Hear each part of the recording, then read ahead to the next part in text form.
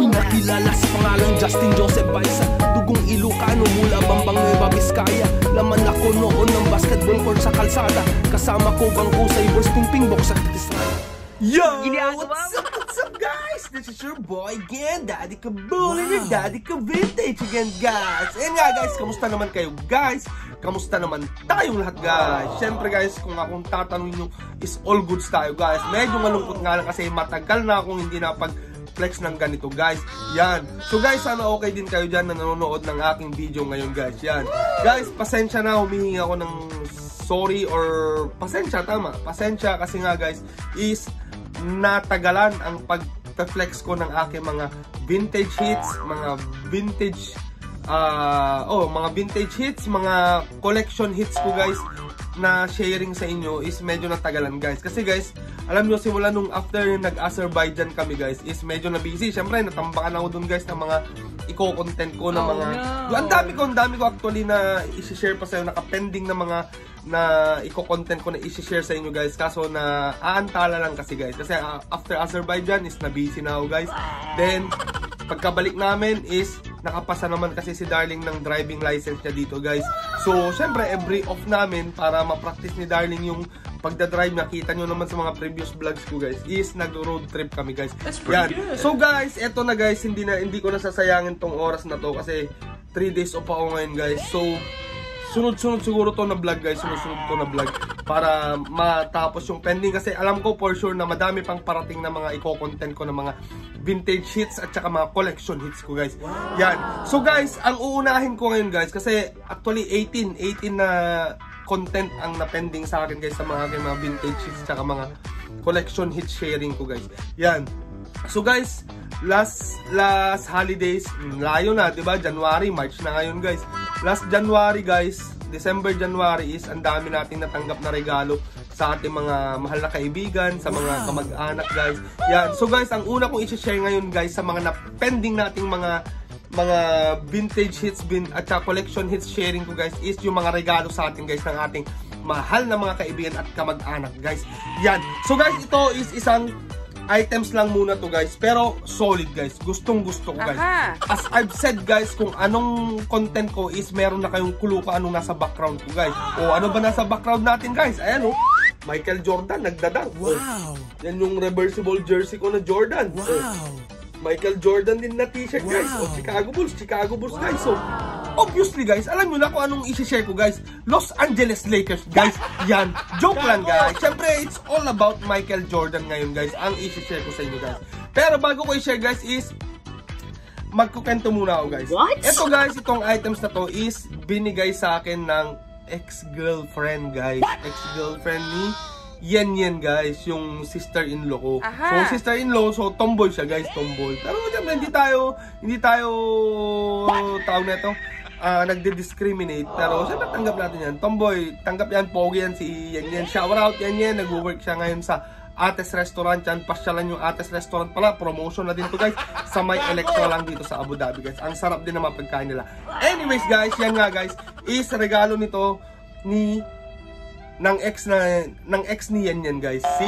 Yan, shout out ating Princess Geraldine Cortina guys. Yan, na nandito din sa Abu Dhabi guys. Binigay niya sa akin to nung okay pa sila guys. Siyempre, so wala na sila, ex na nga hindi na sila okay guys. Tama sa yung kanta na ang puso ko'y nagdurugo. O, diba yun guys? Wait lang guys kumain kasi kami ni late guys, kaya busog na naman ako guys.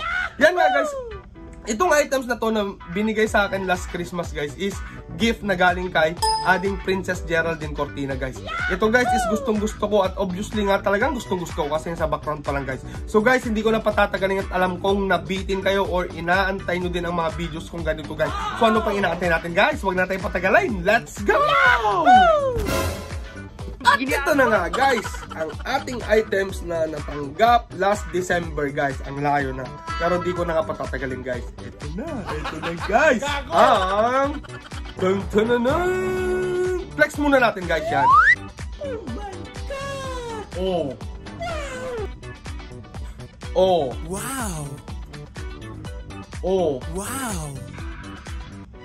Wow. That's pretty good. ito ang front hit guys ng t-shirt. Yan, alam nyo naman na guys kung ano yan. Oh, may back hit na yan guys. Kaya gusto ko. Kasi nga, may front hit tsaka back hit guys. Yun. Ito na guys ang back hit guys. Oh. That's pretty good. Oh. Diba guys? Ang solid guys. AOP pala ang tawag sa t-shirt na ganito. Sa t-shirt na design na ganito. Or all over print guys ang tawag sa ganitong design ng t-shirt guys. Kasi nga may print buong harap tsaka buong likod, ultimo sleeve meron. Ayan, kaya all over print guys. Yan. Ang ganda 'di ba guys? Sabi ko sa inyo guys is all about Michael Jordan to guys yan. Oh, hindi Michael Jordan yan guys yan. Rookie season niya rin niya yung picture na yan guys. Yan. Ito naman, same din. Yan yung labas ng J1 High guys na picture niya. Nasa park siya dyan eh. Yung background niya, yung totoong picture niya guys. Ito guys is masasabi kong solid quality guys. Solid quality guys. Kasi ang kapal ng tela. Ayan ang kapal ng tela guys. Then ang kapal din ng print guys. Ayan. Kita nyo naman guys ang kapal ng print. Ayan, may signature pa pala si Michael Jordan dito guys. Oh, di ba? Yan. Ang ganda. Ang kulit ng design nito guys. Kasi ang pagkaka-design nito is para siyang kinartoonist. Parang cartoons yung ginawa. Hindi siya realistic. Parang siyang realistic pero yung pagkakagawa is parang cartoons guys. Yan, cartoonized pala, sorry. Cartoonized. Yan, cartoonized na photo ni Michael Jordan guys. Yan. Ang solid 'di ba guys? Ayan oh. At syempre guys, di natin patatagalin guys. Ang tag nito is, syempre mag-thank you muna pala tayo. Thank you ating Geraldine, Princess Geraldine Cortina dito sa gift. Kahit wala na kayo ni Yen is open ka naman pumunta dito sa bahay. Yan. Ganun ng kuya guys. Dapat mabait pa rin kahit ex. Ewan ko lang kung magkita ulit siya ni Yen kung anong mangyayari guys. Yun! Yan nga guys. Ito na. Yan. Hindi ko na patatagalin guys. Kita nyo na. Ang tag is The Crown. Established 2022, made in Thailand guys. Yan. Ang nakalagay, cotton combs. Kaya ko na, cotton comb 20-230 GSM, hand wash only, do not bleach, do not iron. Yan guys. Ang ganda nito guys, yan oh. Size XL to guys. Siyempre fit na fit sa atin guys. Size XL nga. Yan guys. Pero guys, hindi ko pa natalakay ang The Crown. Actually guys, nag-search ako syempre sa Google is wala akong nahanap na history ng The Crown guys.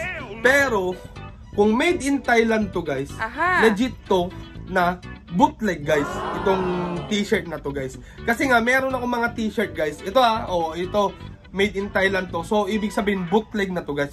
Bootleg na to. Modern bootleg na to guys. Pero guys, ang pag made in Thailand is legit yan na bootleg guys. Kasi may mga t-shirt din ako. 3 t-shirt guys na made in Thailand guys. Ito i-share ko lang to para may idea kayo guys. That's pretty good. Itong info na to is nabasa ko sa website na Defunct guys. Defunct. Ang admin dun is si Jimmy.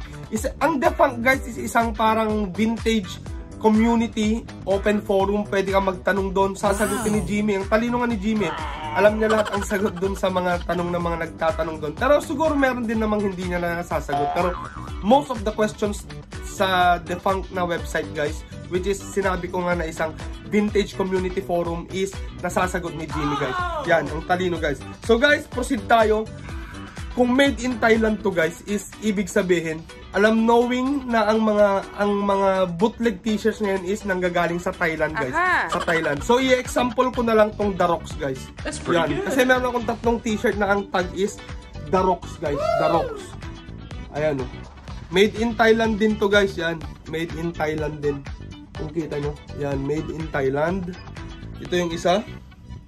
Then yung Chicago Bulls 6 rings ko. Ayan. Made in Thailand din. Yan. XL. At saka yung 2-pack ko guys. The Rocks din. Made in Thailand. Ayan o. Yung 2-pack. Bulls 6 rings. Tsaka yung Dennis Rodman ko. Ayan nga guys. Kung magtatanong kayo guys kung ba't ko sinet na example to, is ang The Rocks kasi guys is a Norwegian company guys na based sa Thailand guys. Na inspired sila sa mga vintage designs guys. Vintage designs. Ang The Rocks naman guys is nag-start ang kanilang company noong 1999 guys. 1999. Imagine that guys, until now is nagpo-produce pa sila guys. That's pretty good. Pero guys, ang tanong ngayon, anong kaibahan ng i-differentiate natin guys ang modern bootleg, unahin natin ang vintage bootleg tsaka modern bootleg guys. Yan. Siyempre guys, unahin natin ang vintage bootleg guys. Pag sinabing vintage bootleg guys is ang design nila sa kanilang t-shirt. Siyempre pag bootleg is reprint na guys. Yan. Bootleg is ang reprint ang bootleg is term dito sa printing ng t-shirt is bootleg guys. Yan. So guys, pag sinabing modern vintage bootleg guys, ang design nila is base sa mga lumang design guys na na-produce na before or print na before guys, na wala na sa ngayon. Gusto lang nilang gumawa or i-replica yung old na design guys. Kaya tinawag siyang vintage bootleg guys. Bagong t-shirt pero ang print is galing sa lumang design guys. Yun ang vintage bootleg guys. While ang modern bootleg guys, which is ito yung mga patok ngayon guys. Ang modern bootleg is ang mga company ngayon, ang printing company guys or mga shirt company guys, ang ginagawa nila sa ngayon is modern bootleg guys. Pag sinabi naman modern bootleg guys is sarili nilang idea, sarili nilang design ang piniprint nila guys. Pero sinabing bootleg kasi bootleg, kinapin na lang din yung photo na nilagay doon, kaya masasabing bootleg na guys. Yan. Pero ang modern bootleg is sarili nilang design tsaka sarili nilang idea ang ginawa nilang design guys. Yan. So guys, sana naintindihan nyo yung differentiation guys ng vintage bootleg tsaka modern bootleg guys. Yan. So guys, itong The Rocks ko, kung sinabing 1999 ito nag-start. So possible dito sa tatlong to is mga vintage bootleg or modern bootleg. For example, itong The Worm guys. Itong The Worm is masasabi kong modern bootleg na to kasi wala pa akong nakitang vintage na ganitong design ng t-shirt guys. Itong The Worm na to. Na AOP din to guys eh. Back hit. Yan, front hit. May front hit din yan, tsaka may back hit din yan. That's pretty good. Yeah. Pero ito masasabi kong modern bootleg to guys. Modern bootleg. Kasi nga, tawag nito walang vintage design na ganito. Ito din, tong Tupac na design ko is masasabi ko ding modern bootleg to. Kasi walang vintage design na ganito. Modern bootleg din to guys. Yan o. Yan o, ang back hit. Then, pero ito, tong Chicago Bulls ko na 6 rings is posibleng vintage bootleg to guys. Vintage bootleg to. Ayan, kasi merong vintage design na ganito ang t-shirt guys. Then, actually ito nga, dalawang design ang andito sa t-shirt na to eh. Kasi sa vintage design na 6 rings is yan lang ang print sa harapan guys. Walang back hit. Pero ang back hit na ganito guys is meron ding vintage design na ganito pero nasa harapan ang design na ganito guys. Which is solid tong t-shirt na to kasi itong 6 rings na to na bootleg kasi dalawang design ang nilagay nila sa isang t-shirt guys. Imagine that guys. So yan guys, ito ang maisaset kong example na legit tong t-shirt. Na legit tong t-shirt guys na made in Thailand. Kasi lahat ng mga bootleg ngayon is most of the bootleg shirts are coming from Thailand guys. Ayan nga guys. So guys, ito is libre syempre. Pero hindi ko pinalagpas na hindi search kung magkano to guys. That's pretty good. Ayan. So guys, wala nga akong nahanap na The Crown guys na tag. Pero nung sinearch ko to sa eBay guys is imagine that guys, nagulat ako sa price guys. Siyempre libre to, hindi ko naman binili. So wala akong idea sa price guys. Nung tinignan ko sa eBay, sinearch ko guys, is nagkakahalaga pala to ng kwan guys. Tingnan nyo dyan ha, ipopost ko dyan. Nagkakahalaga pala to ng $120 guys yan. Labas pa shipping fee dun guys ha, makikita nyo dyan guys. $120, then rare pa nakalagay, rare guys. XL yung nandyan sa eBay, XL din to guys. So, posible na $120 din to guys. So, mahal din pala guys. Yan. So, syempre, thank you ating Princess Geraldine Cortina at nagustuhan ko to. Sobra. Syempre, maka-Bulls tayo guys. So, idol natin si Michael Jordan guys. Pero, upon researching deeper guys, is nag-search pa ako. May nakita pa ako na talagang napatunayan kong galing Thailand to guys. Kasi may nakita ko sa Facebook GS Thai bootleg nakalagay. Is may mga design din silang ganito guys. Ipopost ko din dito, either dito na side guys. So guys, kung i-imagine nyo ito, hits guys, na gift. Kasi kung $120 to guys, i-multiply natin ng 4. 120 times 4 equals 480 guys. 480 times 15. Oh, diba? Nasa 7,200 din na gift to guys. Ang mahal guys. Na solid pa. Siyempre. So, imagine nyo yan guys. 7,200. Nabigyan tayo ng regalo galing kay Ading Geraldine. So, siyempre magpapasalamat tayo kay Ading Geraldine Cortina sa pagbigay na gift na to last December ading ko. So thank you at ito nga ang ating Chicago Bulls or Michael Jordan na AOP guys. Ang una kong natanggap last holiday guys. Yan. Sana'y nagustuhan nyo to guys. Ang ganda, solid no? Oh, Michael Jordan. Yan guys. So guys, ito lang naman ang una kong i-share. At syempre, kita nyo, sana meron din kayong natutunan guys sa differentiation ng modern bootleg tsaka vintage bootleg guys. At tawag nito, sana may na-pick up din kayo or nakatulong din ako para ma-familiarize kayo sa mga bootleg guys. Yan. So guys, ito nga ang una kong natanggap last December is sana'y na-appreciate nyo na naman ang aking pag-share ng aking collection hits or collection gift na galing sa ating mahal kaibigan guys. Yan. So guys, magpapaalam muna ako at sana'y huwag niyong kakalimutan na mag-subscribe dito sa aking YouTube channel na JJB KIB. At syempre, don't forget to click the notification bell guys para hindi nyo mamiss ang aking mga upcoming videos guys. Yan. At syempre guys, paki-share na din at paki-like na din ang video guys kung na-enjoy nyo panoorin yung mga ganitong videos guys. Yan. So guys, magpapaalam na ako. Here's your boy, Daddy Kabulin, your Daddy Kabintage, saying till next time. Peace out! Bye-bye!